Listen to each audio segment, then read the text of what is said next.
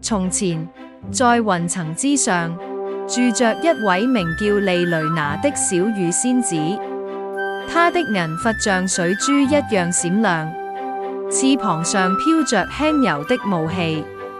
她的任務是給大地帶嚟雨水。有一天，她聽到孩子的呼喚：親愛的天空，請給我們一點雨吧。利雷拿微笑着說：時候到了。她化作一滴閃亮的水珠落到地面，地上有3個孩子：米拉、亞爾塔和利拿。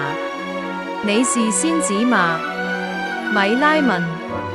我是雨之仙子，但我需要你們的幫助來喚醒雨水。我們能怎麼幫忙？跳舞。利雷拿說：如果你們用心跳舞，雲朵會聽到你們的歌聲。於是他們開始跳起彩虹之舞，腳步拍打大地，雙手高舉天空。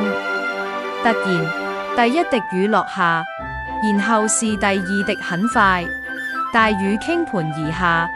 孩子們開心地在雨中跳躍歡笑。雨停後，一道巨大的彩虹橫跨天空。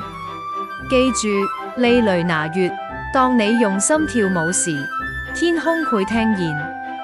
從那以後，村莊再也沒有乾旱。